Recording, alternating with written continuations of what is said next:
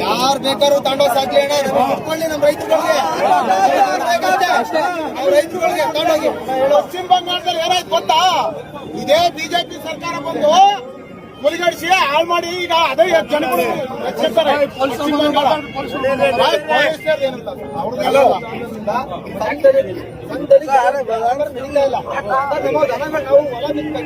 ನಮ್ಮ ದನ ತಗೊಂಡು ಮಾಡಲಿಲ್ಲ ಅಂದ್ರೆ ನಾವು ಕೆಲಸಕ್ಕೆ ಹೋಗಕ್ಕೆ ದನ ಹೆಂಗೆ ತಾಳಿಲ್ಲ, ಅದಕ್ಕೋಸ್ಕರ ದನಗಳನ್ನ ಇಟ್ಕೊಂಡು ನಾವು ಹೋಗಕ್ಕೆ ಅಂತ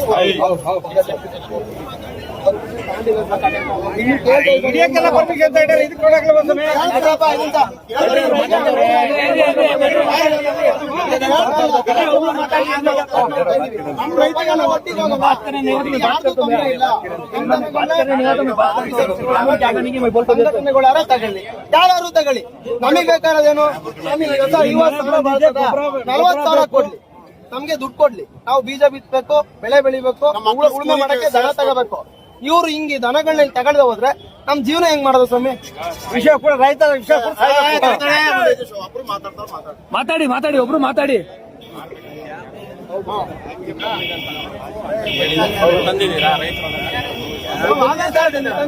ಆಧಾರ್ ಕಾರ್ಡ್ ನಿಮ್ಮ ಹೊಸ ತಗೊಳ್ಳಿಲ್ಲ ಅಂತ ಏನ್ ಮಾಡಬೇಕು?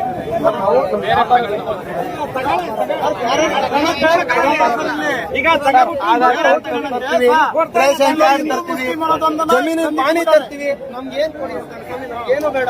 ನಮ್ ದನಗಳಿಗೆ ನಮ್ ದನಗಳು ಮಾರಾಟ ಮಾಡೋದು, ಮಾರಾಟ ಮಾಡಿ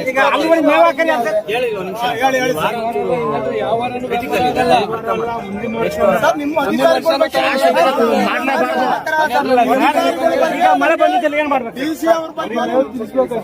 ಹೋದ ವಾರ ಹಿಂಗೆ ದನ ತಂದು ಯಾರು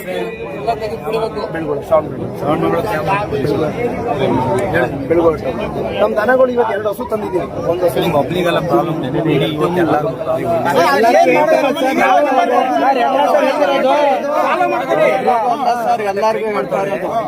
ರೈತರು ಅಲ್ಲಿ ಅದ್ಬಿಟ್ಬಿಟ್ಟು ಸಂತೆಯಲ್ಲಿ ಸುಮ್ನೆ ಕ್ರಿಯೇಟ್ ಮಾಡೋದು. ಹೇಮಾವತಿ ಸ್ಟ್ಯಾಚು ಹತ್ರ 11 ಗಂಟೆ ಸ್ಟ್ರೈಕ್ ಐತೆ, ಹೋಗಿ ಸೇರ್ಕ ಅಲ್ಲಿ ಮಾಡು ಸ್ಟ್ರೈಕ್ ಆಯ್ತಾ.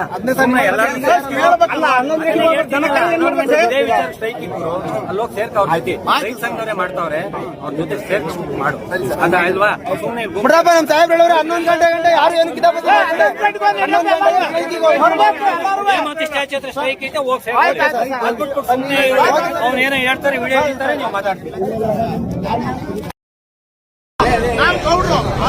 ನಾನು ಗೌಡ, ನಾನು ಕುರಿ ಮಟನ್ ತಿಂತೀನಿ, ಕೋಳಿ ತಿಂತೀನಿ, ಅದು ಪ್ರಾಣಿನ ತಾನೆ. ಆಮೇಲೆ ಇಲ್ಲಿ ಇಷ್ಟು ಜನ ಬರೀ ನಾವು ಫೋನ್ ಮಾಡಿ ಮಾತಾಡ್ಕೊಳ್ಳೋದು, ಒಂದು ವಿಡಿಯೋ ಮಾಡೋದೊಂದು ದೊಡ್ಡದಲ್ಲ. ಎಲ್ಲರಿಗೂ ರೈತರಿಗೆ ಹೊಡ್ತಾ ಬೀಳ್ತಿರೋದು, ಎಕ್ಕಡಿಂದ ಹೋದ್ರು ರೈತಗೆ ಹೊಡ್ತಾ ಬೀಳ್ತಾರದು. ಒಗ್ಗಟ್ಟಾಗಿ ಹೋಗೋಣ, ಬತ್ತೀರ ಆಗುತ್ತಾ?